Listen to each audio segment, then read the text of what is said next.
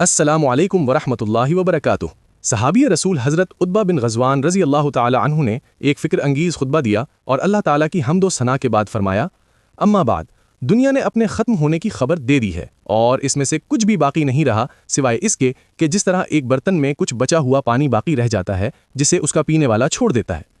تم لوگ اس دنیا سے ایسے گھر کی طرف منتقل ہونے والے ہو کہ جس کو پھر کوئی زوال نہیں، لہٰذا تم اپنے نیک اعمال آگے بھیج کر جاؤ، کیونکہ ہمیں یہ بات ذکر کی گئی ہے کہ ایک پتھر جہنم کے کنارے سے اس میں ڈالا جائے تو وہ 70 سال تک اس میں گرتا رہے گا، پھر بھی وہ جہنم کی تہ تک نہیں پہنچ سکے گا۔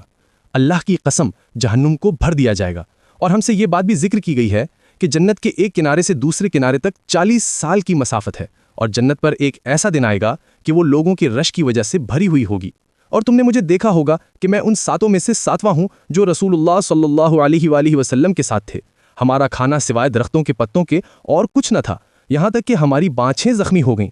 مجھے ایک چادر ملی جسے پھاڑ کر میں نے 2 ٹکڑے کیے، ایک ٹکڑے کا میں نے تہبند بنایا اور ایک ٹکڑے کا سعد بن مالک نے تہبند بنایا۔ اور آج ہم میں سے کوئی ایسا آدمی نہیں ہے کہ جو شہروں میں سے کسی شہر کا حاکم نہ ہو۔ میں اللہ کی پناہ مانگتا ہوں اس بات کی کہ میں اپنے آپ کو بڑا سمجھوں اور اللہ تعالیٰ کے ہاں چھوٹا سمجھا جاؤں، کیونکہ کسی نبی کی نبوت بھی ہمیشہ نہیں رہی اور نبوت کا اثر بھی جاتا رہا، یہاں تک کہ اس کا آخری کار انجام یہ ہوا کہ وہ سلطنت تباہ ہو گئی، اور تم ان قریب ان حاکموں کا تجربہ کرو گے کہ جو ہمارے بعد میں آئیں گے۔ حوالہ جات کے لیے YouTube ویڈیو ڈسکرپشن ملاحظہ فرمائیں۔ والسلام علیکم ورحمۃ اللہ وبرکاتہ۔